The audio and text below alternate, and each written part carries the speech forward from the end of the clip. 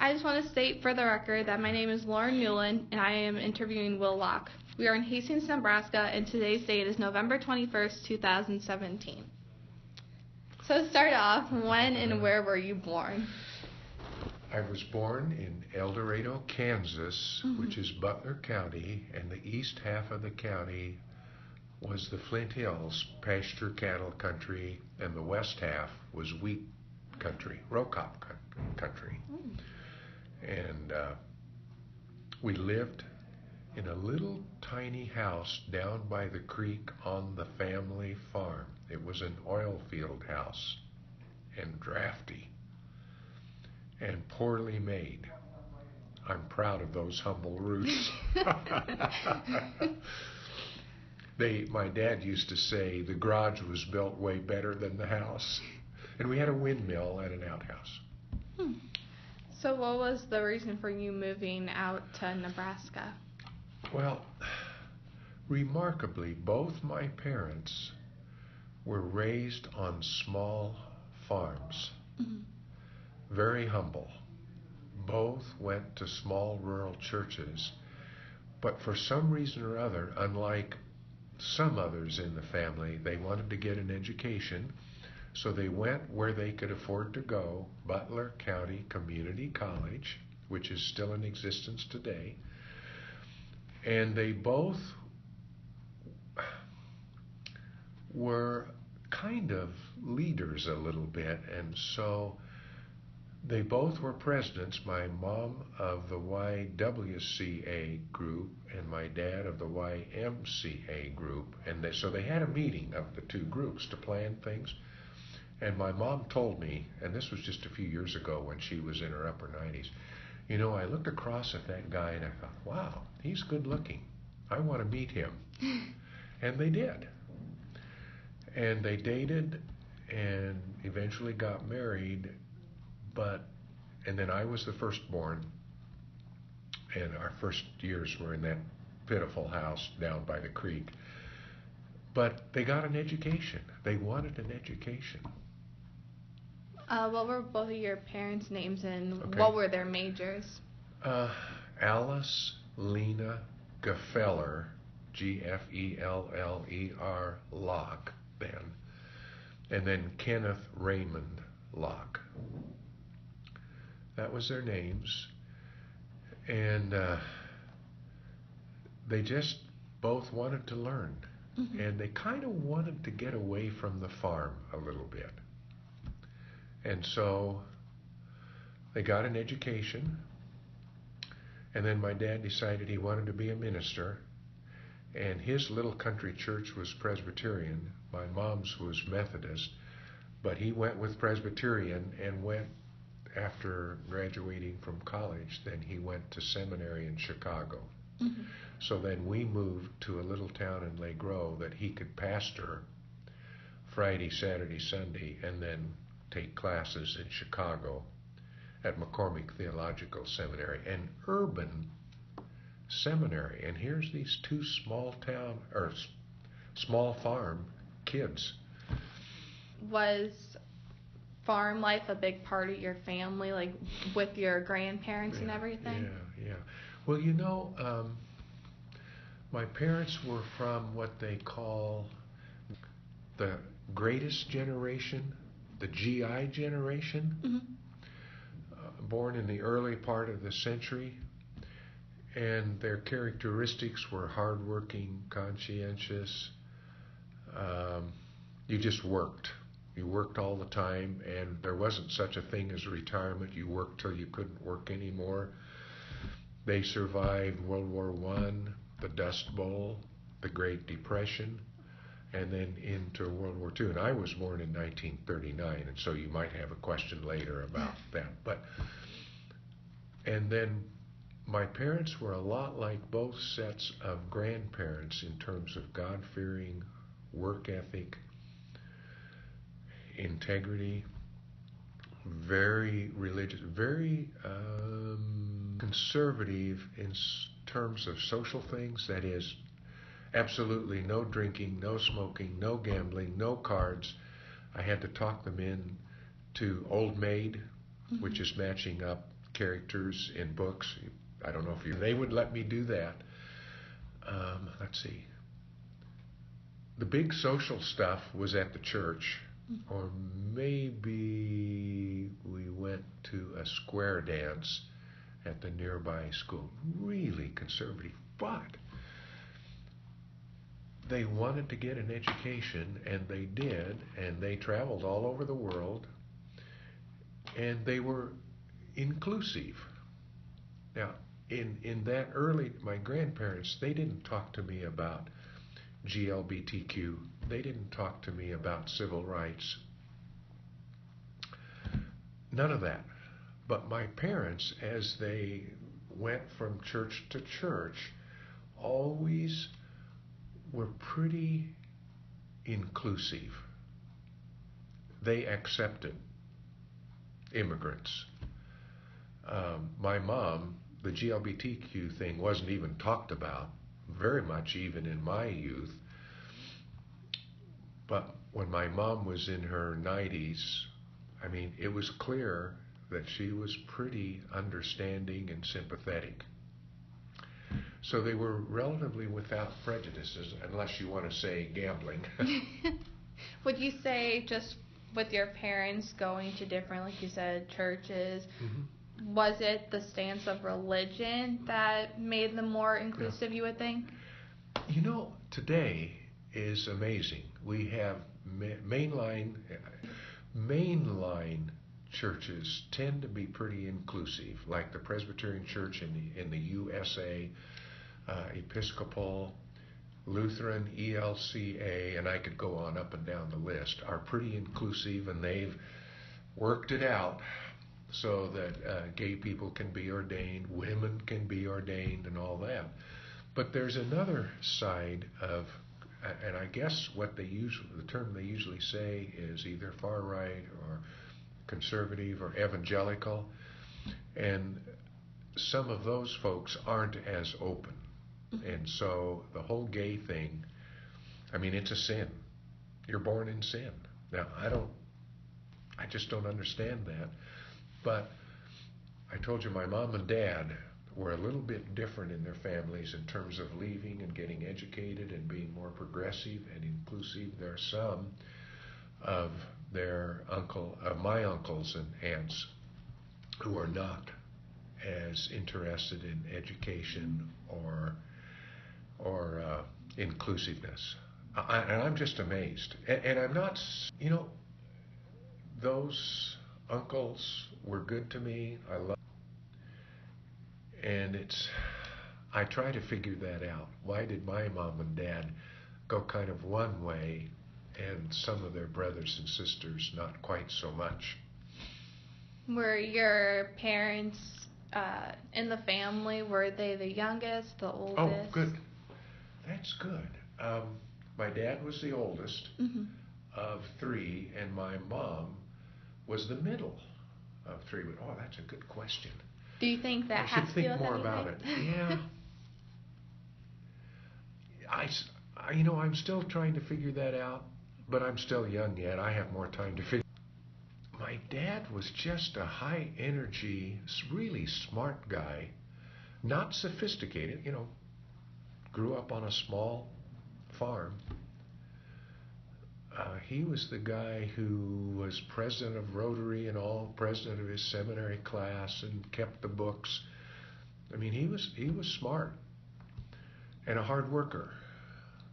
And my mom was smart in a different way and a hard worker, but in those days, as strong as she was more of a support to my dad as he went from church to church to church. His first church was when he was in seminary in Indiana, very rural. First church then, after he was out of seminary, was Bennett, Nebraska, southeast of Lincoln, very small town.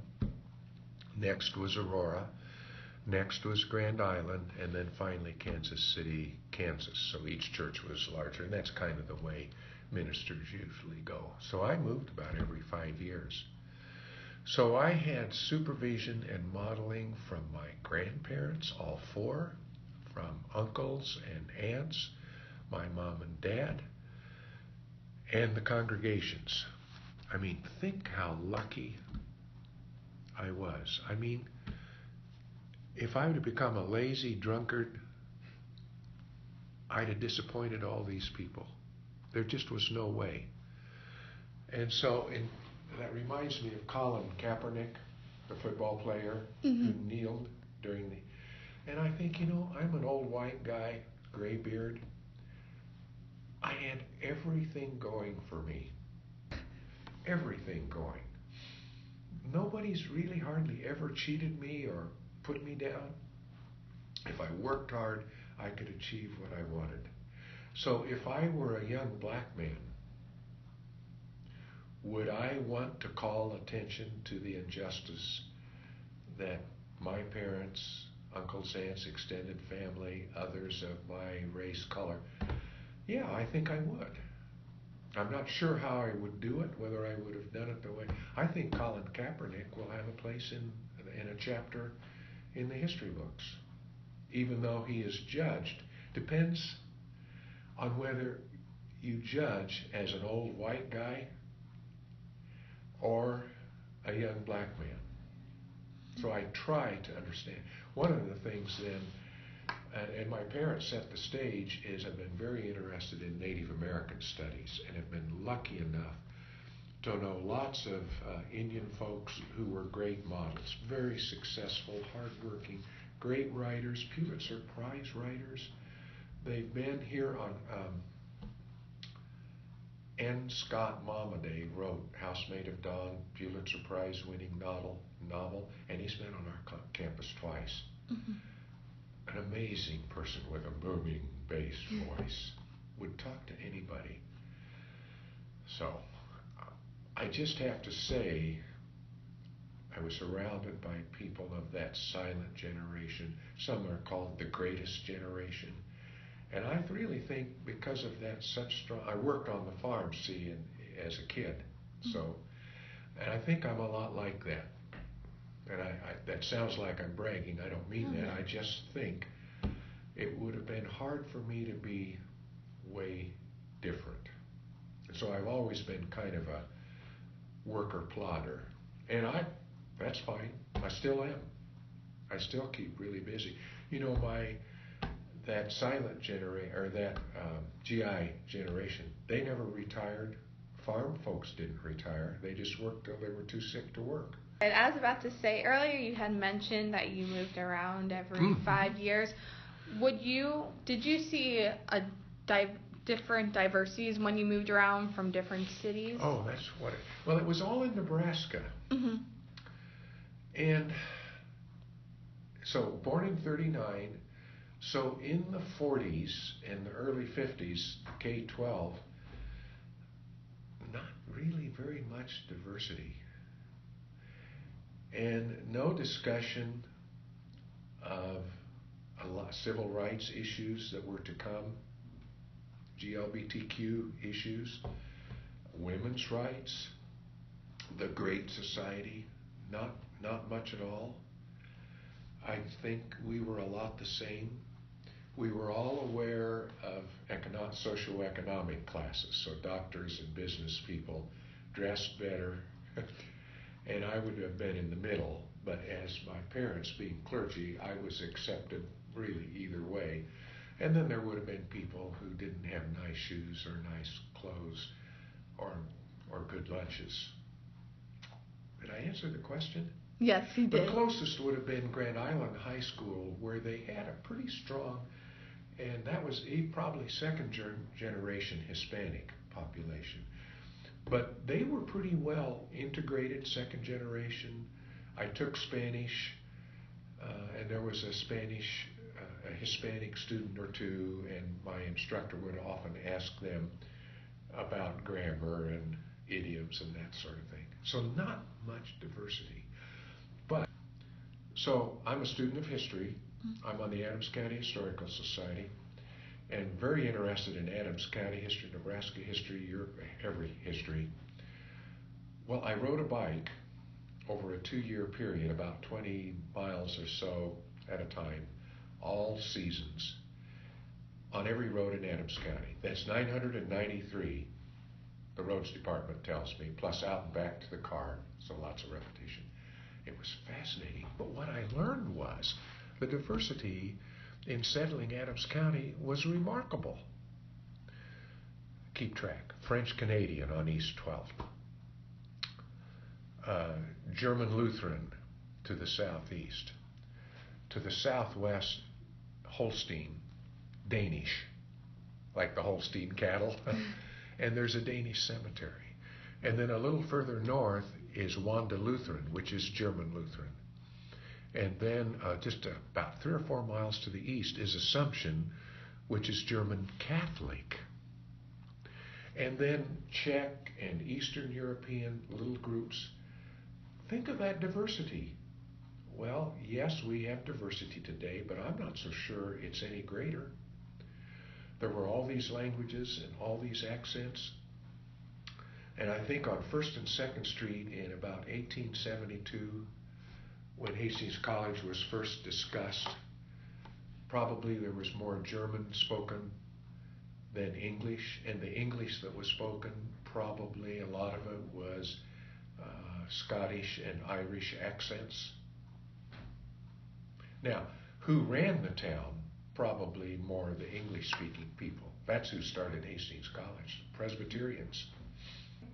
My dad, the name is Locke, L-O-C-K-E. The other, my grandma, was Foster, and those are English or Scottish. And then my mother was Gefeller and Canals, which is German, but German-Swiss. Do you think that Presbyterian played a huge role within your family? Yes.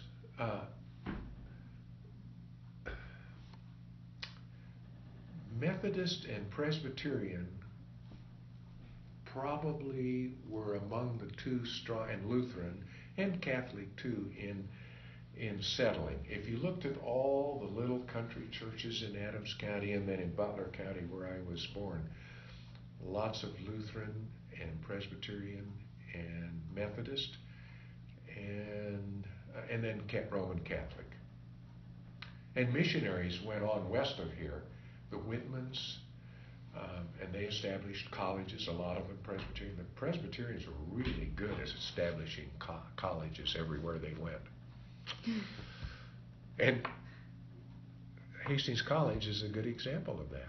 And by the way, in 1882, when we were chartered, and I read this in the minutes of the Board of Trustees, because I read the minutes for the first 10 or 20 years, every word, they really wanted women to be able to take classes. Now think about that.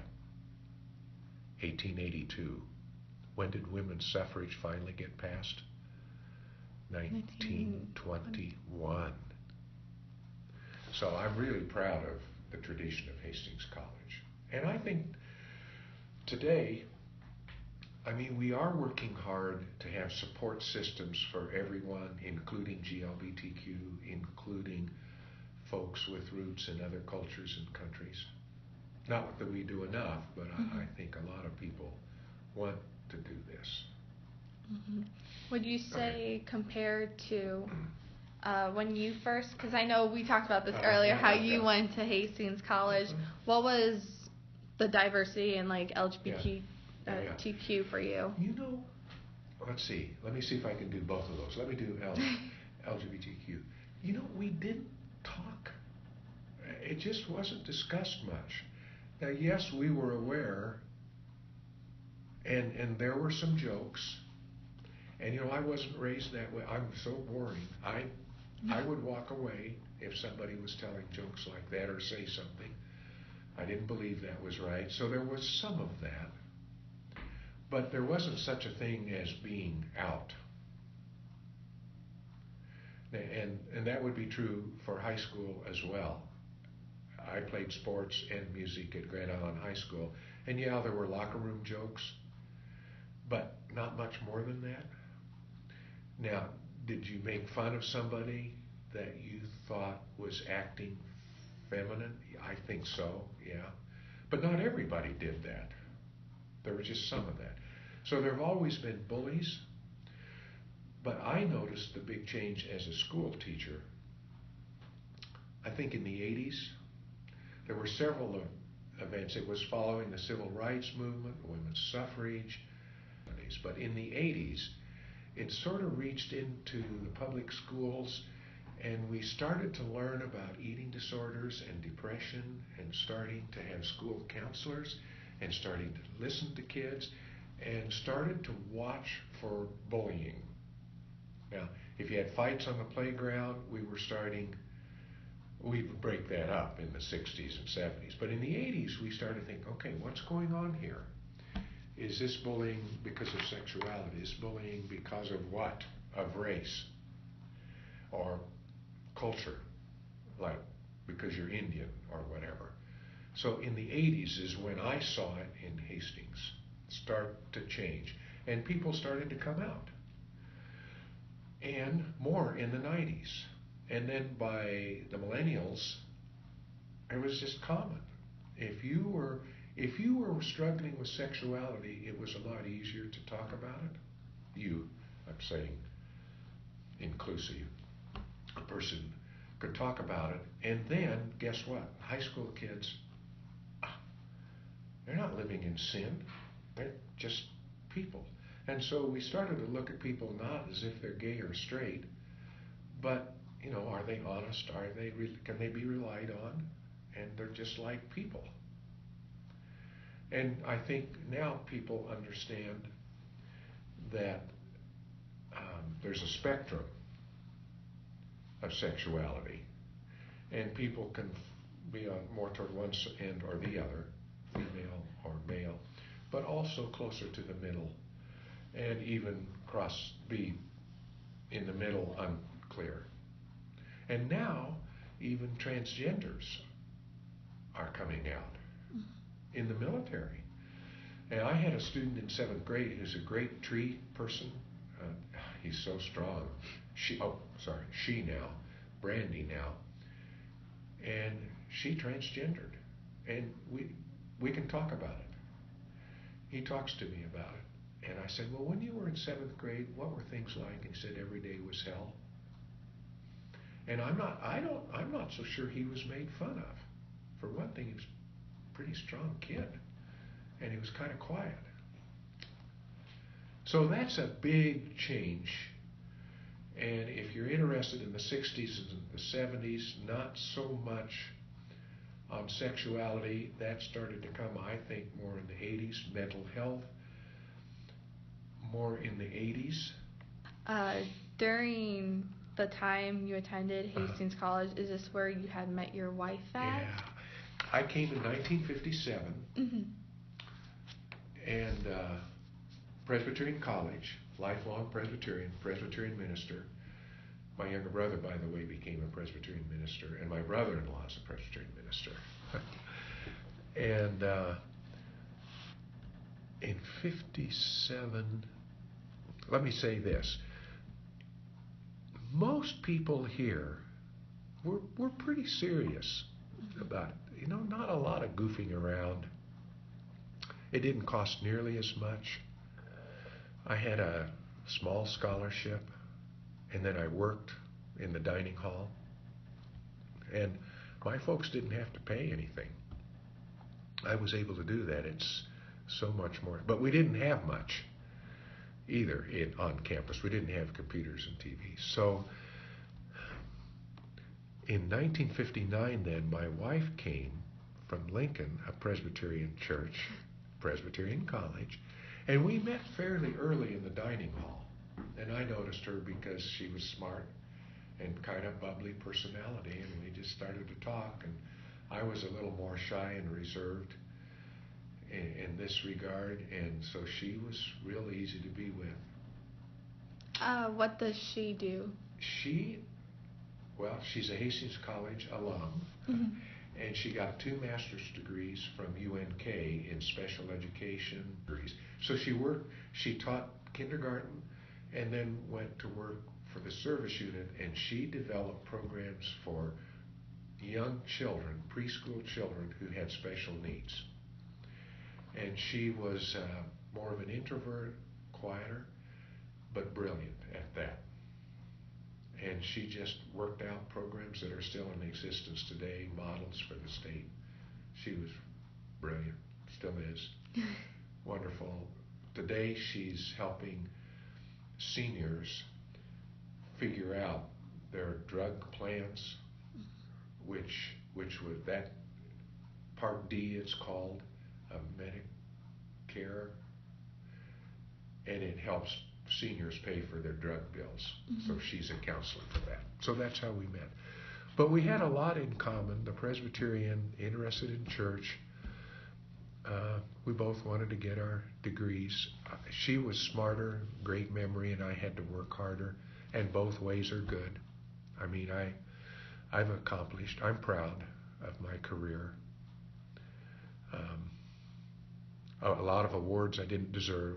1981 Nebraska Teacher of the Year, mostly because I hung in there with students. Just hung in there, wouldn't ever give up. So that goes back to my parents, doesn't it? Yeah. It just is. I thought about that since I was thinking about things to get ready for your questions. Yeah, but there are a lot of people like me. I eat breakfast. Let's say I did this morning with retired faculty. And quite a few of us at Hastings College are kind of like that. So rewinding back, now that you're talking about being a professor, what had sparked your interest into becoming a teacher? Yep, a teacher. You know, I could have been a farmer, but it wasn't possible. You know, I wasn't going to inherit a farm, couldn't afford a farm. I like people, love people, and that's from being in congregations where people would say, "Oh, do you play basketball? You're tall." Oh, yeah, blah, blah, blah. I just learned to like people and be interested in people. And then, this is so corny, but I'm an idealist, and I kind of wanted to make a difference. And so I became an education major and a history major. And then went to KU for my master's, which was a really good move because then I had educational psychology and stuff that most newer teachers didn't have. So I somehow was able to start programs and try new things, get students involved, do field trips, for example, do learning games, which is much more group work. I loved that. Loved junior high teaching. And it was all 7th and 8th grade, and people would say, "Well, how could you stand it?" I said, "They're spontaneous. They're funny. Just keep them busy and doing things. You don't ever say, okay, now you have some free time." And then I did outdoor ed, and then I did Oregon Trail trips where we camped along the trail all the way to Wyoming. I was a scoutmaster, led groups. In fact, it was the scoutmastering that helped me figure out to do field trips for my school work, because I thought, God, they don't ever forget anything when we go on a camp out and go on a backpack and climb a mountain. They remember it all. Why am I not doing this with my school students? So that's what I started to do. Started an outdoor education program, for example. Then I did Outward Bound, I think in 1981, Colorado Outward Bound. You can look that up. Started during World War II in Great Britain. And the idea of Outward Bound, there's a strong Colorado component, and I got in that. And so for 21 days, and the instructors were brilliant. Lucy Buckley, who had been a PE teacher in the Denver public schools and then became human resources for a company, and she was brilliant. She pushed us. And so part of being a teacher, maybe I'm recruiting you, is to learn who the person is. And it starts with the eyes. Lucy knew she could push me and I'd do my best. She just knew that. She made me take an ice axe and go sliding down a snowfield with a cliff at the end. And she knew I'd remember how to roll over and dig the pick in and lay across the shaft and stop in time. So that's what a teacher does. And you get paid all right. It isn't enough to attract some people. The payoff is the making a difference. I learned a lot from Outward Bound about group work and challenges. Gifted lazy were the toughest because teachers would give up on them. I never gave up. Never gave up. And so whenever I see a former student who tried to manipulate me, they'll always say, yeah, you wouldn't give up on me, which is high praise. Who would you say inspired you or kind of pushed you to be the most to be in this field, like extended family, teachers? Yeah. That's really, thank you. That is so easy. Well, first of all, my mother and father, and they were different. They had different kinds of intelligence and personality, so I got stuff from both of them. My two aunts who never married, they were school teachers, who gave me National Geographic when I was about 6 and bored. And then when I was 8 or 9 and bored, they gave me Hemingway, Old Man in the Sea, and The Snows of Kilimanjaro, which are novelettes, and by the way, they were made into movies. And then I've always loved Hemingway, always loved National Geographic. All of my grandparents and uncles and aunts, I learned from them also. And you know, people aren't perfect. Sometimes they say something, and if somebody said something, my grandpa said something about a rock, that's a nigger's toe. I was horrified. Oh, why did you say that? And he didn't really have an answer. That's just what that rock was called. And I said, oh. And so he could tell I was shocked by that. Mm-hmm. But, you know, I still admire all of them and love them. So that's it. Now, high school. I could name tons of coaches and teachers, but the one who had the biggest influence and helped me come to Hastings College was my Grand Island High School band and orchestra teacher, Paul Sell, S-E-L-L. He was a violin player. That's pretty unusual. Mostly band teachers are instruments other than strings. And he never smiled. He didn't crack jokes much. He just was superbly poised and talented. I just worshiped him. So he said, well, I think you should try out for All-State, band or orchestra. I really think it should be orchestra because I think you'll have a better chance. And I did and got in. And now, Saturday night, I attended the third generation from me of All-State. My grandson, Eric Freeling, whose mom and dad went here too, my daughter and now my son-in-law. So all three of my children were in All-State orchestra or choir.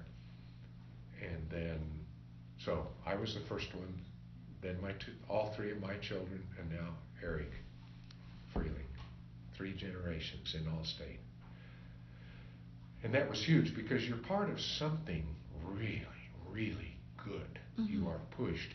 The people around you are at least as good as you are, probably better, so you have to be better. So that's a hero. Then Hastings College.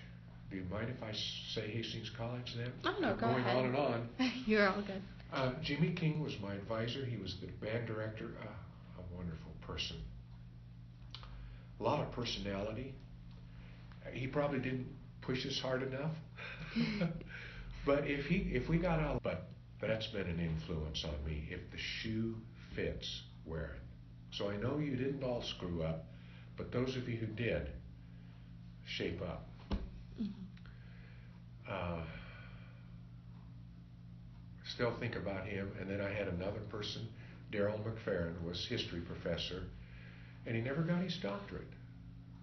But that never bothered me because he was incredibly intelligent, he had a great physique, had probably been an athlete and kept in shape, a wonderful lecturer with a few questions thrown in, and such great character. And the reason he didn't get his doctorate, I don't know. It didn't matter.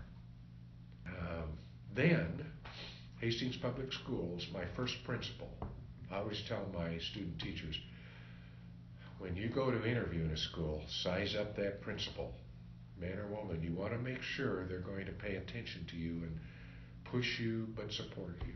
And that's what my first one did. Merle Hemingway was his name. He went on to head up the graduate education program at CU Boulder, which is a very influential position, and his son went on to be chancellor of KU, University of Kansas. So that's some pretty good people. Oh, yeah. Then,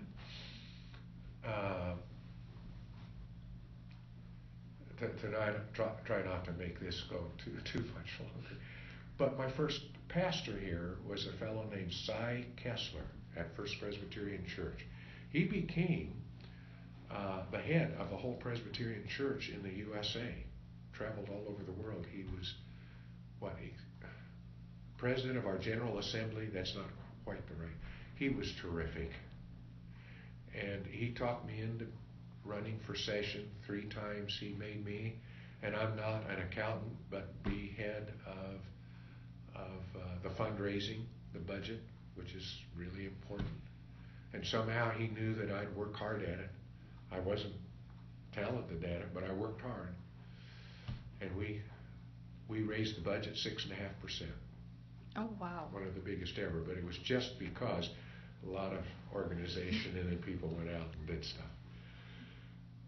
And of course, that's still going on. I mean, there's Dwayne Strassheim, a former professor here, and Dean. Darrell Lloyd. I took an institute with Hastings College professors in 1967 that was brilliant. So I owe so much to Hastings College. Not only were you an education teacher, but you also are very involved with community work and environmentalism. How did you start becoming involved with both of those? Like when around the time frame? You know, I have to go back a second. I made the change to teach college. That's pretty significant because Dwayne Strassheim asked me to teach a class for Hastings College. And in it were Hastings College students. One of them was Bill Gavers, our basketball coach. Oh. And it was teaching those who wanted to be social studies teachers. So we met in my classroom at the junior high. They were awesome. And I thought, gee, this is so good. But I ought to get my doctorate if I'm going to be teaching college students. So I did. And my hero, Al Kilgore, on chair of my doctoral committee.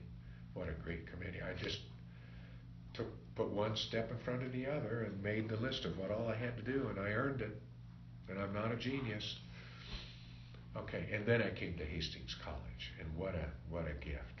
I've just loved it, working with education students and history students. Okay, now back to your question is, environmental, should I do that one first? Sure. Well, that goes back to my grandparents. Both of them planted trees, and this was in the 40s. After the Dust Bowl, they both did. Now, not everybody planted trees. They were small, poor farmers. They made terraces. They grassed waterways. Well, if you grass a waterway, you don't grow a crop on it. You just keep the soil from eroding. They were poor. I don't see very many grassed waterways or terraces in Adams County. Now, one of the reasons is we have these huge combines, and so they can't really negotiate a terrace and maybe not a grassed waterway. I'm still asking about that. So they showed me with pride the tree, the little kid. And then my dad planted trees, and I helped him. And then when I was a scoutmaster, we planted trees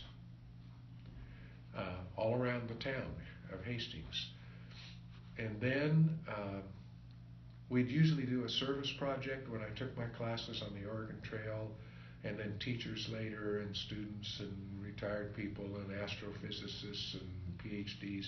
We'd always do service, and a lot of times it was planting a tree or making check dams where it was eroding in the desert.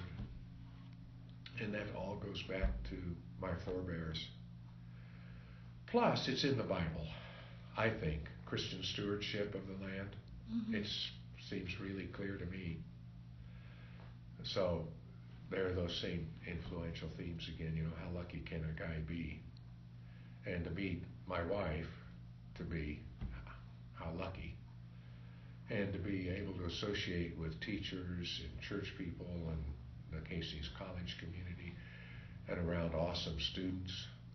And then when I came here, I worked 60, 70 hours a week like everybody does around here, except students more, and didn't do too much with trees. But then when I retired, then that's the first thing I started to do. So I do about, here on campus, maybe 200, 250 hours a year of just volunteer work. It's fun, and it probably does good. A lot of it's with students.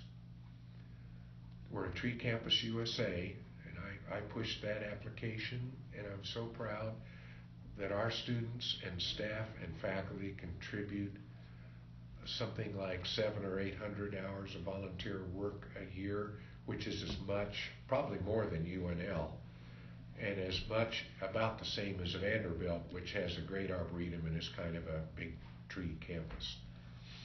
Do you do it also just in Hastings, or do you do it in other communities as well to help volunteer? Yeah.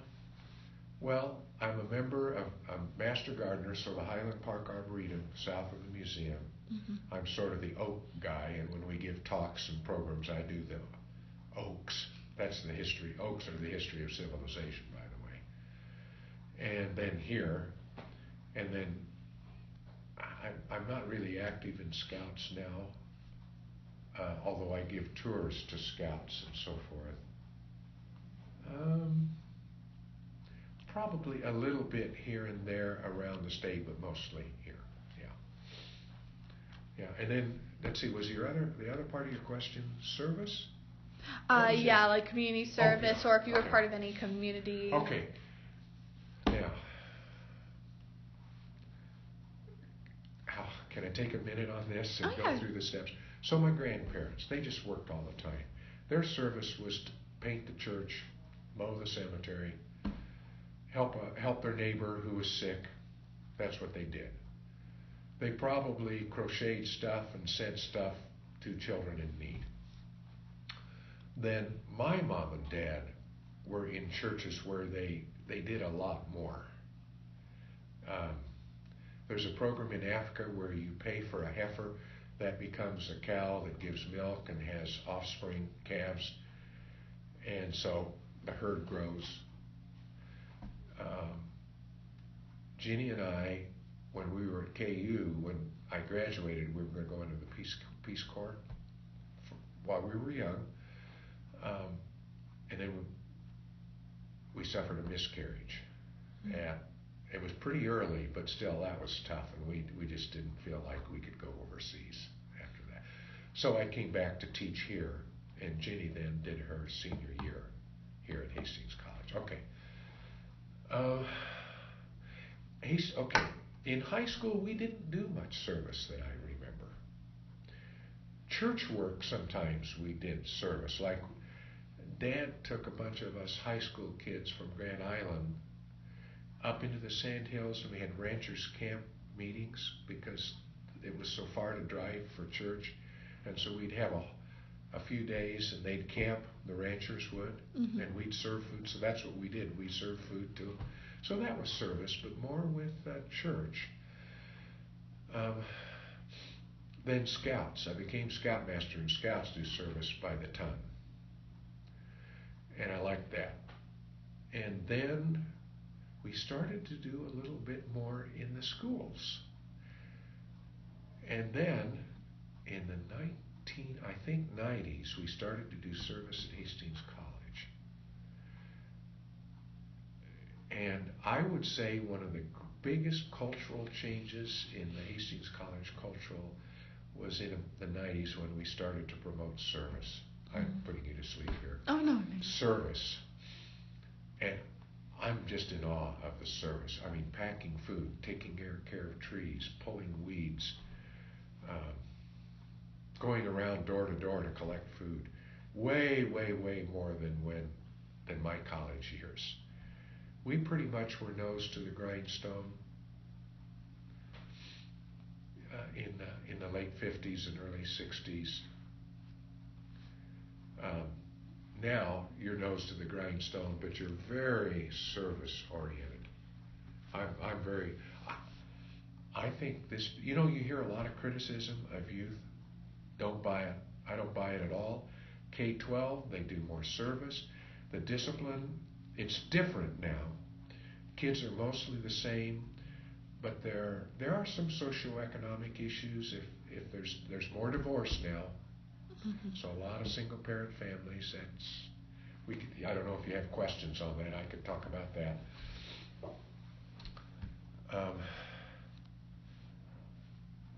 But kids, if you keep them busy and try to keep them excited, and they know you're doing your darn best for them, they'll do pretty good for you. I'm out there with student teachers. I don't. What I see is very positive and very good. I mean that, and I would say the majority of people. I've been around so long. They say, "Oh, kids are really different today, aren't they?" And I'll say, "Yeah, there's some different. They're mostly the same. They do more service today. They're in more activities. Better than my generation." They're shocked. Would you say that there was a lot of little or none of your service work when you went to Hastings College? I don't remember doing much service. I just don't. I started the band at St. Cecilia's because I was a music major, and Jimmy King got me that job. It was a great part-time job, but I got paid, so that really wasn't service. I don't remember doing much service. I really don't remember any. We must have done some. But yeah, transitioning over Okay. to the movement questions. Oh, good. When you were a student, you said that you had obviously attended Hastings College. What was it like on campus during the time of the Vietnam War? And I've thought about that. And we were aware. First of all, Korean War was winding down, and when I was a freshman and sophomore, there were people in my class a couple of years older who had been, if not in Korea, had at least enlisted because of the Korean War. Then there was a gap right during my area before the Vietnamese War really cranked up. So we were pretty aware of the Korean War. We read stuff, what was going on in Vietnam. I remember reading about the French at Dien Bien Phu. They were surrounded and annihilated. And that's one of the reasons we started to think about going in there, because we couldn't see Southeast Asia becoming communist. And there was all this talk about the domino effect, falling domino. So if North Vietnam goes, then South Vietnam, then Cambodia, then Thailand, and it just will go on and on and on.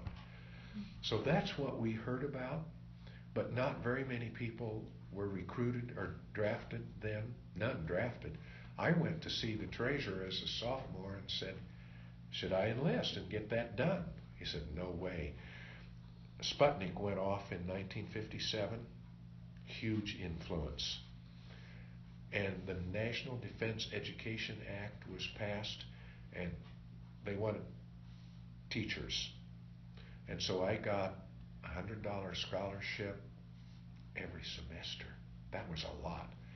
And I didn't have to pay it back as long as I taught. And so there was an incentive in my time to go ahead and be a teacher. Was there much?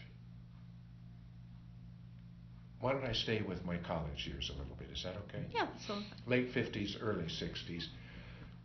Women's lib a little bit, but my mom was strong, my grandmas were strong, my wife was strong and talented, a career woman.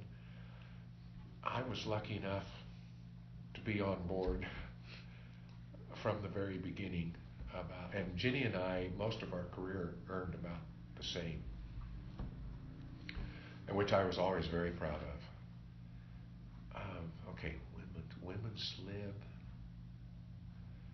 Not much on. Oh, I've got a story. Civil rights, not a lot, but we were aware.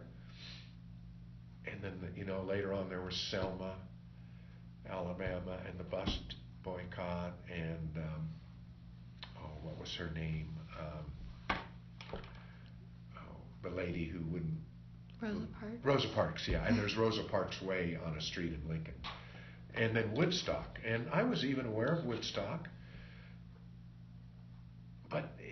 we didn't. I don't remember ever any demonstrations or even posters or billboards, but we were aware and paying attention, and the seeds were planted. But I remember we had not very many African American students, but some. Some of them were in sports. And I remember we were talking, I don't know, in the student union, and this thing, barbershops came up. And the black kids said, this one Liberty barbershop won't cut our hair. I said, why not? They said, well, we don't have the right tools. We don't know how to cut your hair. We don't have the right equipment. I was shocked. So there was, on campus, everybody really pretty much got along. If there was a neo-Nazi, I didn't know it. There probably were some with that tendency. If there was a white supremacist, and there probably were a few, but they weren't out in the open. Yeah. We kind of got along. And so I went to that barber shop and I said, is this true? And they gave me that same answer, and I said, well, I'm not coming here anymore. So I went to a different barber shop. That's not much. We're going on to that barbershop comment. Was Hastings ever segregated into little groups, like how they were talking? What a great question. And I have an answer. When I started teaching in 1962, 7th and 8th grade, there were several active, almost prominent African American families. The Smiths were one, the Mullins, and it might have been a carryover from the Naval Ammunition Depot days, a generation earlier. I taught them, coached them, and then there were some American Indian families, Black Bonnet. Mm-hmm. But when I would go around in my classes and say, introduce yourself and say a little bit about yourself, they'd never talk about their blackness or their black culture or heritage or their Indian. Black Bonnet. And they wouldn't say anything. Their name is Black Bonnet, and everybody knows it. They wouldn't say a thing about there being Lakota. Mm-hmm. Okay, now, they were scattered. Probably, we didn't have Locklin, but probably not in the wealthier new house part of town. Maybe scattered in middle class, lower class. But the diversity thing I talked about earlier, when this county was settled, so there were Germans from Russia in southeast, south of us, south of the tracks, and then German Lutherans in the southwest, toward Brickyard, and there's still those old churches there. And you know what? One group was Catholic. Oh, and then there were Catholic Germans. Those three groups didn't speak to each other. You didn't date. Protestants and Catholics. So see, as we're a mess. Remember the movie A River Runs Through It? Mm-hmm. Written by the son of a Presbyterian minister who was a lot like my dad, kind of severe, straight arrow type. And a river runs through it, the creation of God. And the opening of that book starts out, man by nature is a damn mess. And I'm an optimist, but I'm certainly willing to say we're a mess, all of us. And look what's on in the front lines, headlines today. The sexual harassment, assault, all coming out, people in power taking advantage of that power. And when did we get women's right to vote? 1921, for gosh sakes. So it's a journey, though. I'm still an optimist. And trying to understand the Bible, I don't have it figured out. It's a journey. So we had discrimination all through our history here. It was pretty much kept quiet. During the NAD years, they brought in everybody they could find who would come here to work out there, and that means black Navy, because they wouldn't let blacks on ships, and Indians who lived north of the high school in teepees in the winter. Everybody, and imagine what a shock it would be to come from inner city, what we'd call inner city today, I don't know if they called it that in the 40s, and live here and work, and the kids go to school here. It was brutal. It was just such a shock, and I could go into that. Okay. I know you said that there wasn't much like activism on campus, but did you see any movements, like any little movements at least on campus? Awareness, yes. Mm-hmm. And some people more aware, and I would put myself in the awareness category. But did I demonstrate? Did I make signs? Did I make signs with Martin Luther King Jr. quotes? No. Okay. When I was a young teacher, just struggling to learn how to teach in the 60s and early 70s, I always had current events on Friday. Mm-hmm. Now, we could talk about civil rights. It was far enough away from us. And I always brought out both sides and say, okay, we have to have somebody talk about the other side or the third side or the fourth side. There was one topic we couldn't talk about. Do you know what it was? Vietnam. Why? Because the kids are sitting there and they're looking at each other. And some families had brothers who went to Canada and some who were drafted or enlisted. You just couldn't talk about it because it was just too raw. Mm-hmm. Later on then, the topic was GLBTQ, although at first I don't think we had all those letters. We didn't understand it well enough. You couldn't really talk about that either. Now, my wife and I left here in 1961, got married. I worked that summer and started KU in the fall for my master's, which is a really good move. So we sang in the choir of my dad's church, Ginny and I did. The neighborhood was changing in Kansas City, Kansas. Do you understand how that worked? White people, black people moved in, white people moved out. So this was an all-white church, good people. But as the neighborhood changed, our congregation moved out, they kept coming back. So some of us, including Ginny and me, said, okay, Vacation Bible School, should we invite the neighborhood?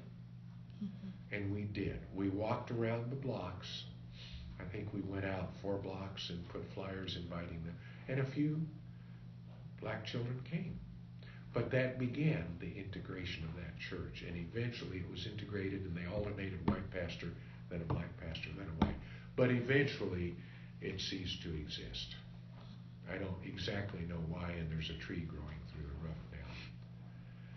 So Ginny and I were activists through my dad's church in Kansas City, Kansas.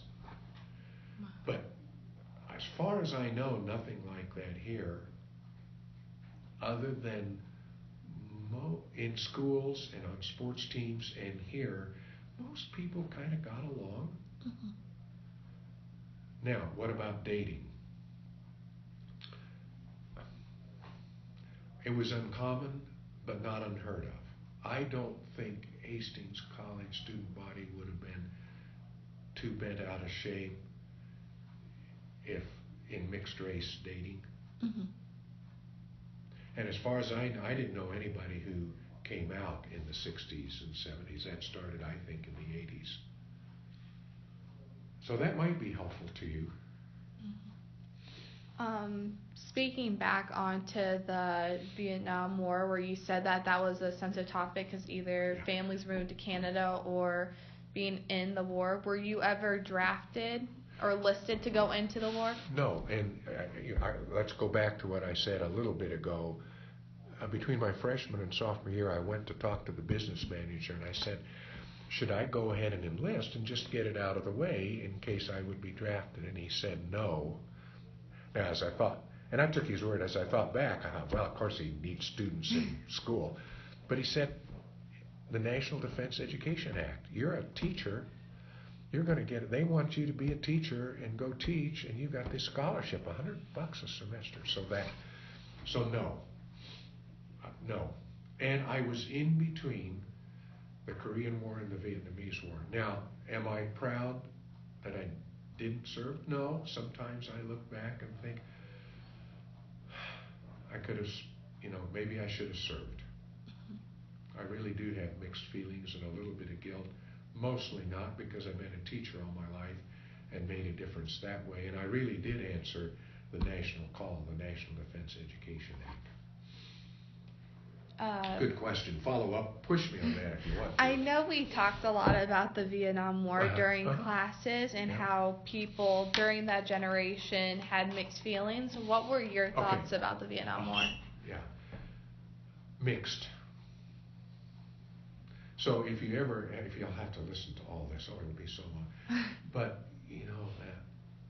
there's some key things in there that as I talk to you now, I think, oh, wow, circle that one, mixed. And, on a lot of these controversial issues, you start out, you're mixed and you try to sort it out. Like this tax plan. Mm-hmm. I don't have all the answers. I know they're proposing some things that I don't think are right, but how should we do tax? I'm not sure I can figure that out. Okay.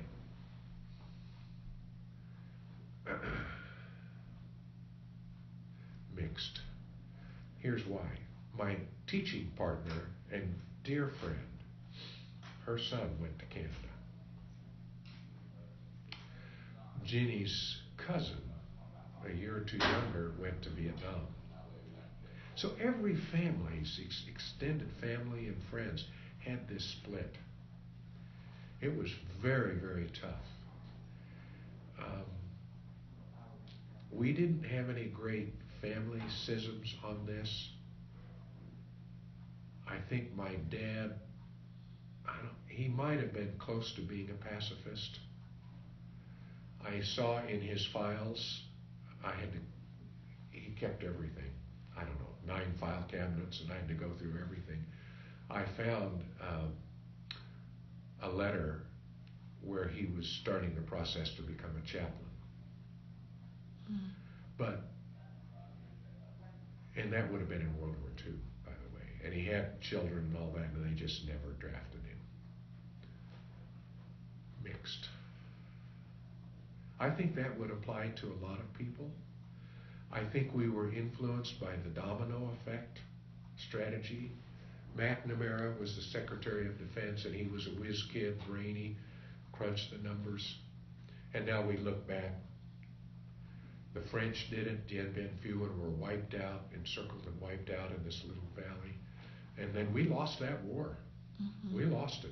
There's no two ways about it. Tom Cruise in the 4th of July, the movie, brought it out pretty good, what it did to people. And, people who served and sacrificed and were wounded came back home and were mistreated. That wasn't right. So a lot of mix. Were we right to go to Vietnam?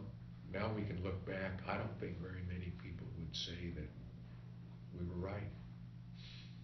And now Iraq, supposed to be weapons of mass destruction, never found them, and it opened the way up for Iran to have a lot more influence.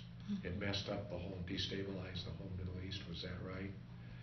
And I was mixed on that one too, because weapons of mass destruction, and the Secretary of Defense was Colin Powell, who I admired tremendously. Everybody did. And he was wrong, and he admitted it.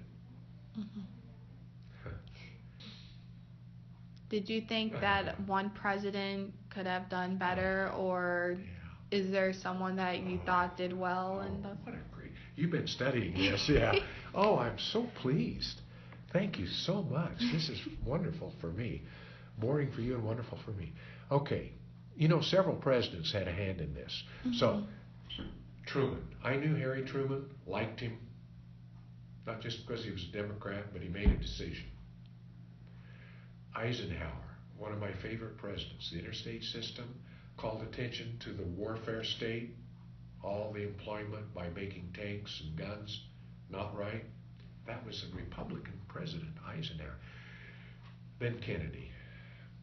And the whole Kennedy-Nixon thing was very tough around here because Kennedy was a Catholic. I'm ashamed to admit that. In the 60s, that was an issue still. Remember I said at the beginning of our county, the Germans from Russia in the around 1900, 1890s, and then the Catholic Germans and the Protestant Germans didn't get along? Well, that Catholic thing, and actually you still see some tension, and that's too bad. I was lucky enough to start the band at St. Cecilia's. They were great to me. I loved it. And they knew my dad was president and minister, and we just all joked about it. So, Nixon. Then LBJ. Or Kennedy. Now, Kennedy didn't have a lot of answers either, but it was a creep thing, mission creep. And Kennedy died way too young. But he really had a lot of trouble figuring out what to do with Vietnam. He wasn't clear on that. Is that what you've heard in class? Yes. Yeah. That's the way I remember it. And then, so it was left for LBJ, and there he was. And he was very mixed on this, I think. But what's he supposed to do? Admit defeat? How could he do that? How could he do that? And yet, he was a smart guy. He started out as a high school social studies teacher, history teacher in Texas. And he was so skilled. We have to come back to LBG and all the legislation that he got through. So, but he knew I think he knew we weren't going to win. And then, is he the one who didn't run for a second term? LBJ, yes. Yeah. And that's why. So, I don't have much more to say except what a mess. And all the lives. And, a lot of things we keep coming back to try to solve. And right now, what we're doing in Charlottesville and with the president and some of his appointees and Roy Moore, we're coming back to women's suffrage. We're coming back to civil rights. We're coming back to the Cold War, now that Putin is more aggressive. We're revisiting all the Civil War, not civil rights, also the Civil War. We're right back to that, trying to still figure it out. Woodstock. You haven't asked me about that. Yes, that was my next question. Was I at Woodstock? Yes. Are you kidding? But I was aware of it, but did I pay a lot of attention? No. But we just visited Woodstock with the Hastings College group with Robin Kuzier. Oh my God. And there's a big education cultural center there now, and we visited the field. I could show you pictures. They expected maybe several tens of thousands to come, or 100,000, and over 450,000 came. Wow. And the cars, there was no place to park, so they had to park beside the road, and then there was no more room, and so they filled the road. So the line of the road was a parking lot for 7 miles. Wow. And they walked in with their tents or tarps. Not enough food, not enough medical care. The 2 guys who showed us around were there. Oh, really? So we have all, now, what have you heard about Woodstock? Just how, unlike other things, like, I know we just got done talking about, like, the Hells Angels and that whole massacre that happened. Unlike, that was what we've been talking about, and I know also just, like, all the different artists and how... Yeah? Did you name them? Bob Dylan, Janis Joplin. Well, if you'd have asked me before I made this trip, I probably maybe could have said Bob Dylan, who got there at the end. Yeah. The very end. Sunday night or Monday night or something. I couldn't have named probably any others but him, because I was in our symphony. I was classically trained. I'm listening to Mahler and Stravinsky and Copland, not paying much attention to this other, but was aware of it.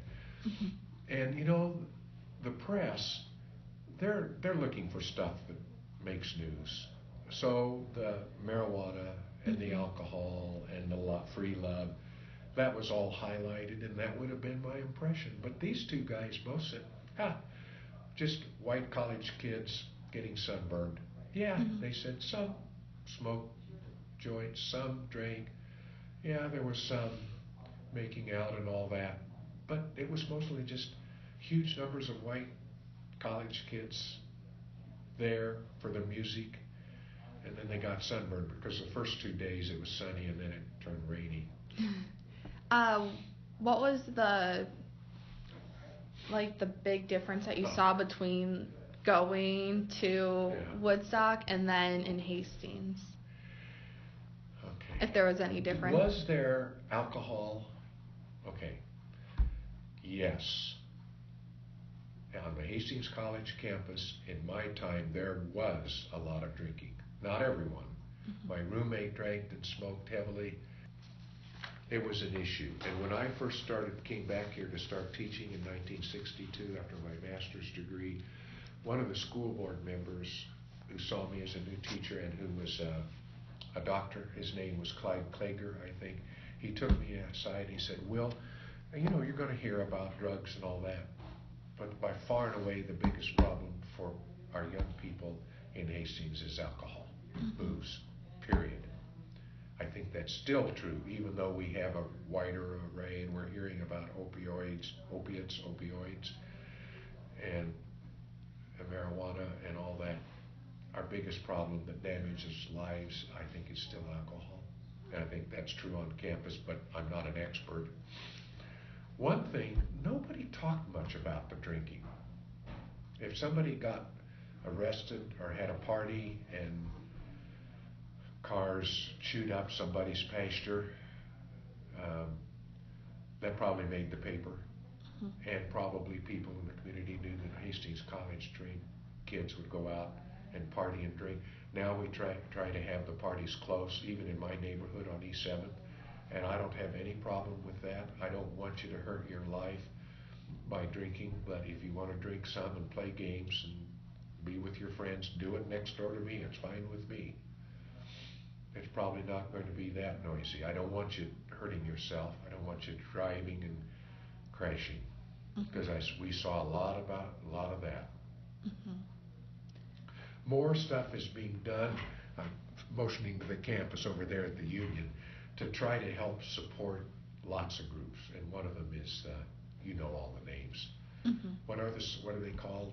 5-0 is one. Oh, 5-0 Care, Bacchus. Yeah, all that.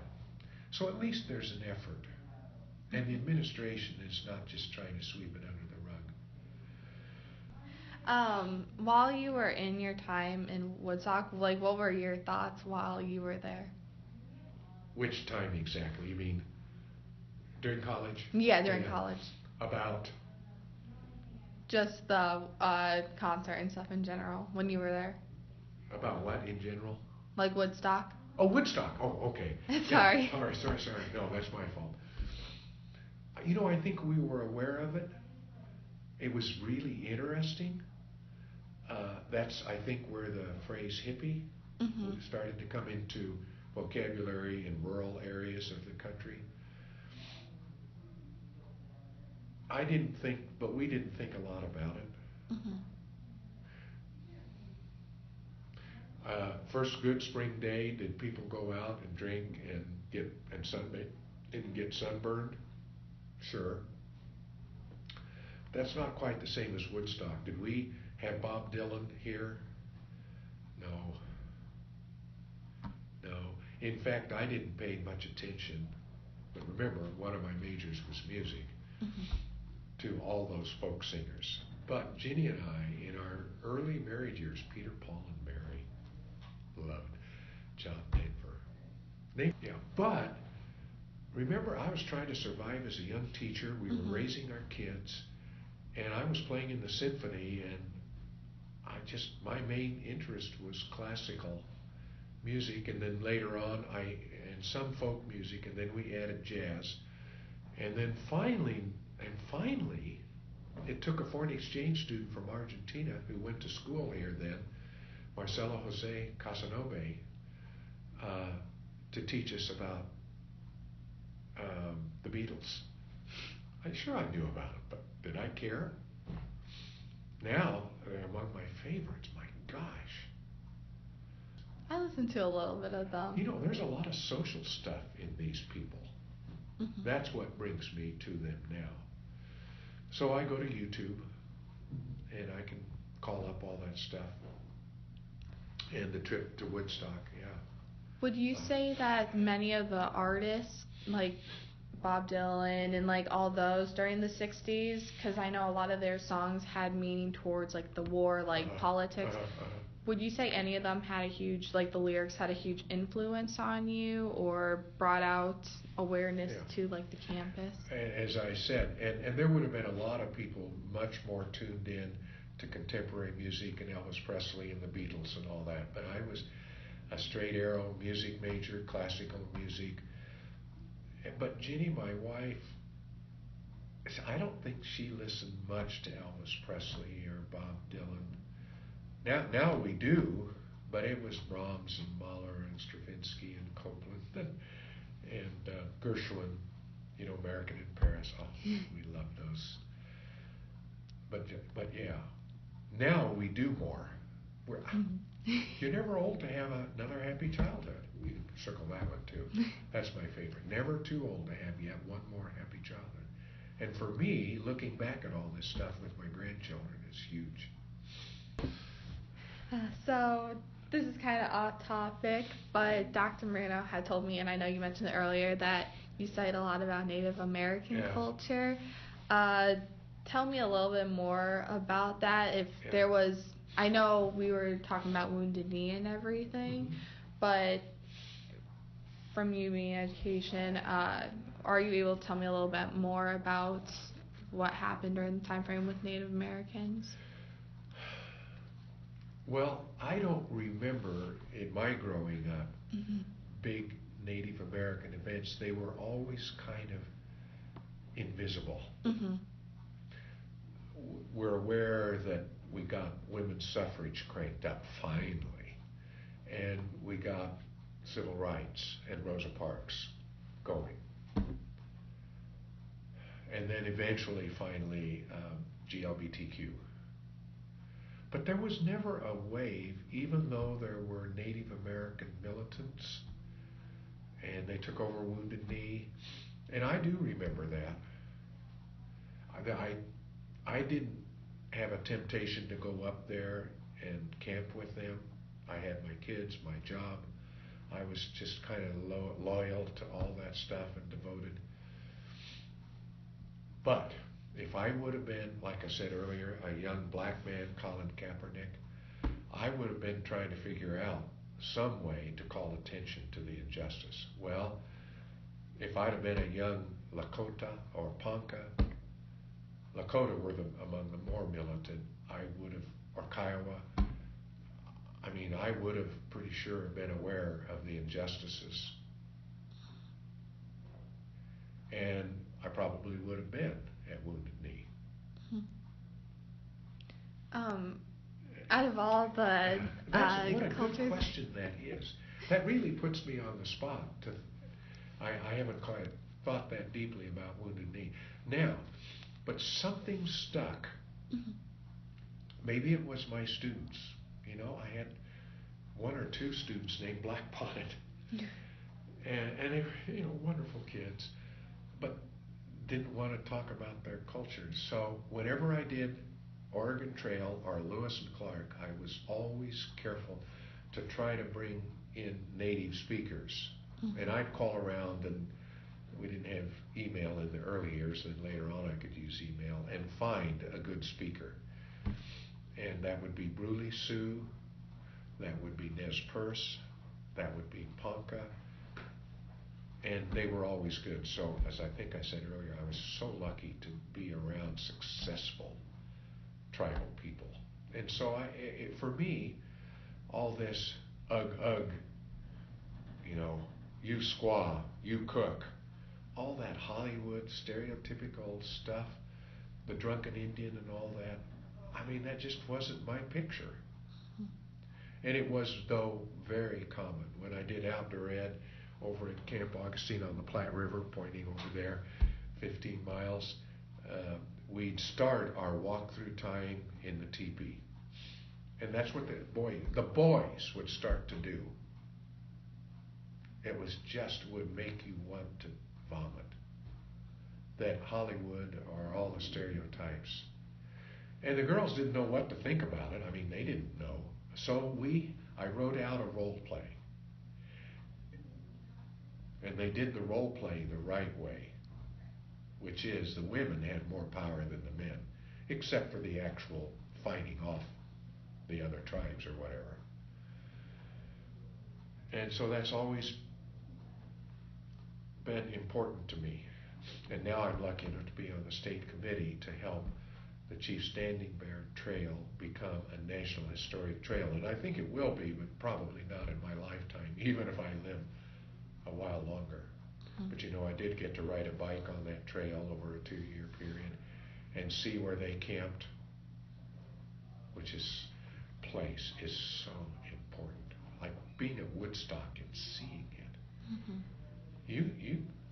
I wouldn't be surprised but what you go there sometime, inspired by Michelle and Marino or something. Go to these places. Go to Wounded Knee. Go to the campsites of Lewis and Clark.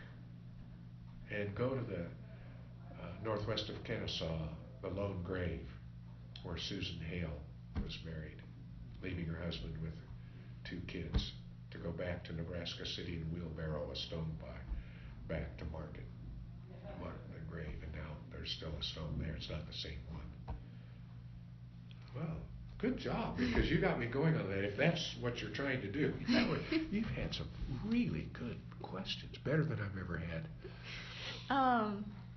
This is just because Okay. I always so I'm with you. I love learning about the Native American culture.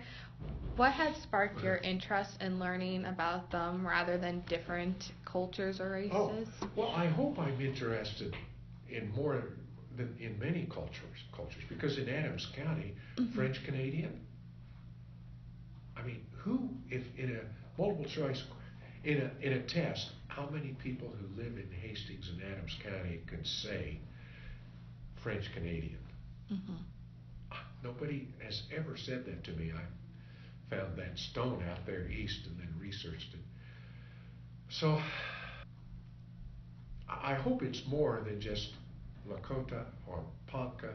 Oh, I had a member of my doctoral committee who was Cheyenne, Webster Robbins. I might have mentioned that, and he was terrific. But you know what he taught? It was on multicultural. But you know what? This is so interesting. The paper I wrote on was the Mennonites. Now, why is that important? Because Cherokee Indian, is not making us all write about tribes. He's writing about unique, special groups. And it's not just color of skin, it's more than that. So, and I think it has to do with my mother and father, who, even though we didn't talk about GLBTQ, I remember my dad married and divorced a couple that had both been divorced. And in the early 50s, that wasn't, a lot of ministers wouldn't do that, and he did. And he was right. And he hadn't always believed that way. I'm sure he grew up in that little country church thinking divorce was wrong, because that was his generation. And so, you know, the boomers, that all started to change. And you haven't asked me yet, but don't forget about LBJ agonizing over Vietnam. But the Civil Rights Act of 1964, the Great Society, the war on poverty, Social Security, and we were aware of that. It was amazing. But what's going on now during the Trump administration is walking a lot of that back. Now, it depends on whether you're talking about moderate Republicans or way far right, Roy Moore Republicans. The moderate Republicans, actually Nixon carried on some of this from Kennedy. So we just, and we're, okay, so right now, going back to the Civil War, going back to the Civil Rights Act, now, and we're going back to the Great Society. All that is being revisited now. And Obama worked at it, but because he didn't have enough votes in Congress, he didn't get a lot of legislation passed. He did a lot by executive. And then Trump has just walked all that back. And the Republicans with their tax plan are walking all that back. And like my aunt, who's 97, I think I told you this the other day, sold a little farm to pay for her nursing home care. Let's see, the House plan wants to take away the medical deduction for her getting all that medical care in the nursing home. Now why? See, that's walking back the Great Society. And before that, they were walking back FDR, right? Mm-hmm.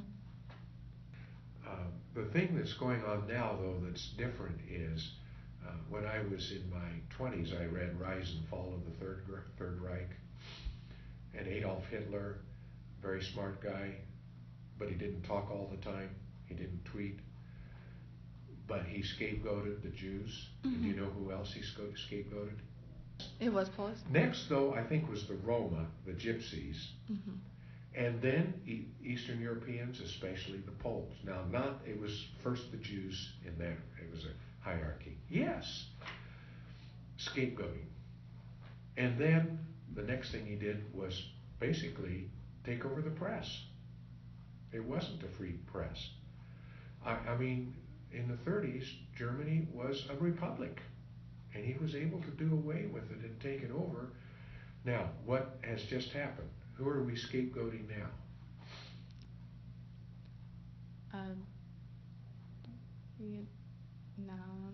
What cultural groups? Asian cultural group. Well, I would say Mexican. Mm-hmm. Today. Yeah. Today. My bad. Sorry, today, they were talking about Mexican and Muslim. Mm-hmm. And now you can see more and more like black athletes and blacks, but that's down the list a little ways. But Hitler in his early years was way quieter about it, as is Vladimir Putin. Very smart guy, Putin. Very, very smart. I think the smartest on the world stage. And he just has been playing around with, I think, our president because of money. I'm sorry to be political. But the point I'm trying to make is we revisit these big issues. Mm-hmm. And that may not be all bad. Perhaps the very troubling things now, in my opinion, which are so good for whatever it is, 25 or 30% that still supports the president, and perhaps that will rally the moderate Republicans and the moderate Democrats, and we'll come back, and we'll have another wave that way, and then back and forth, and you'll get to look at it every 20 years. So coming back to present day questions, when did you retire? Yes, 2006, and I was 67. And I wasn't burned out. I had asked Rich Lloyd, the dean, I mean, do you need me to kind of move on? Mm-hmm. He said, no, I want you to teach as long as you want to. So that was very nice of him to say that. But the chair of the department, my dear friend Fred Condas, was also 67, 3 weeks older, I always tell him. And he was wanting to retire, so we worked it out that we'd both retire and each then teach half-time the next year.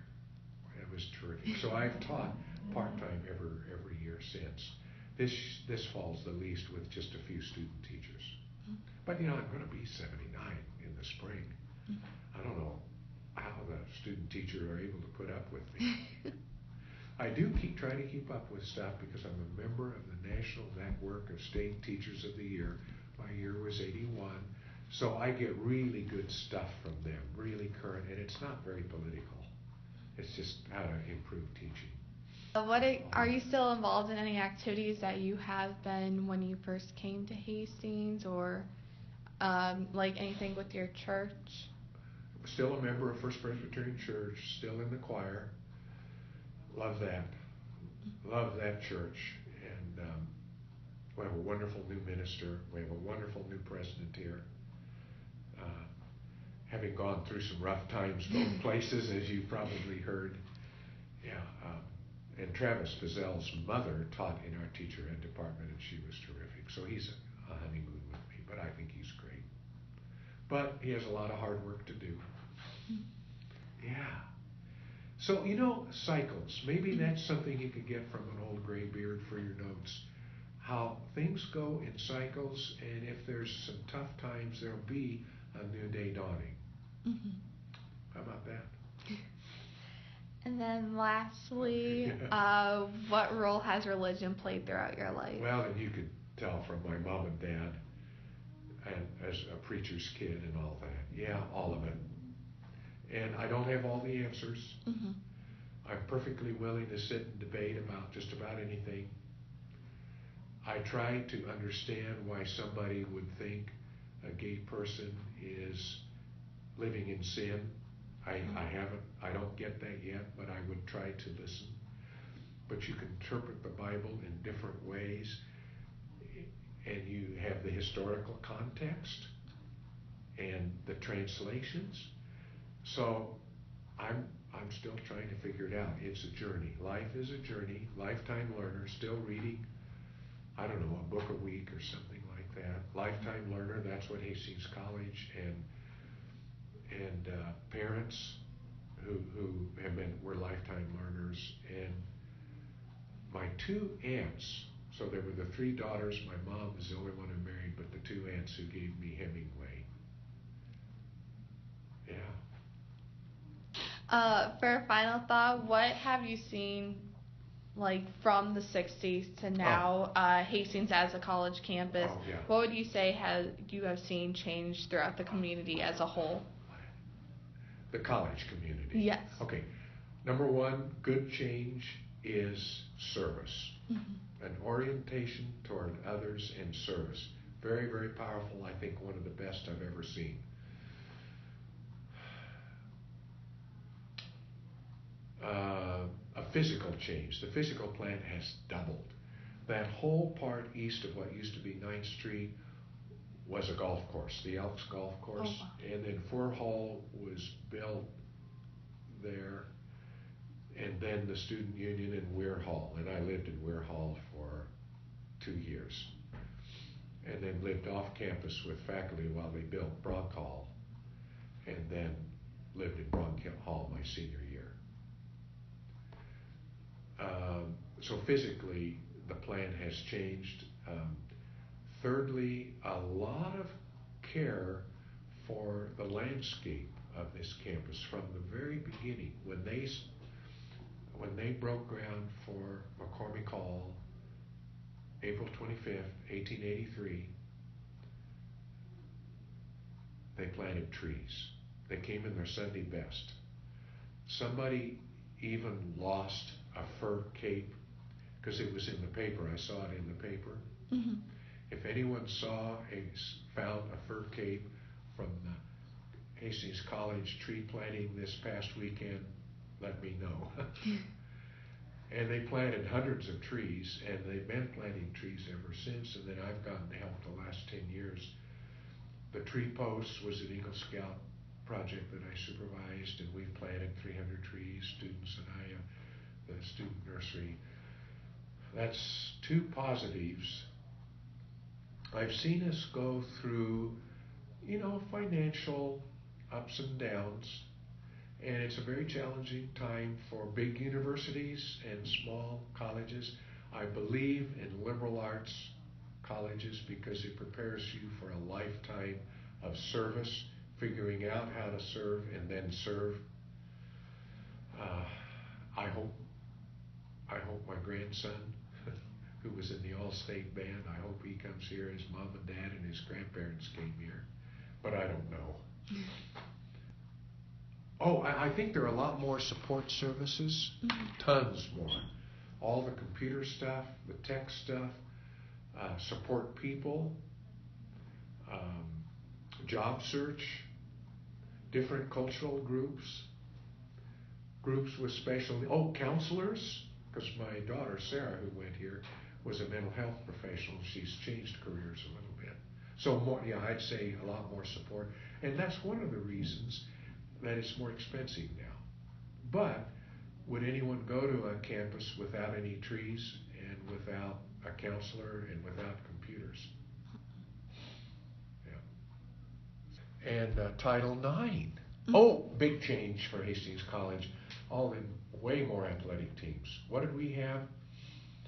When I was here, we had football, basketball, and track. Period. Then we, somewhere along the line, got baseball, and then with Title IX, we got softball and volleyball and women's track, and now soccer. So you don't see very many faculty at all the different matches. And part of that is you can't go to all of them. I can't, and I'm old-fashioned and still want to go and support the teams. Travis Fizzell says he gets to 3 or 4 a week, but he can't get to all of them. He has some evening obligations. That's a big change, and a good change. I love athletes. I love people who come here because they want to participate. Who come here because they want to be with professors who you can interact with and do special projects like you're doing. Thank you so much. Thank you so much. You have helped me think about this at my age.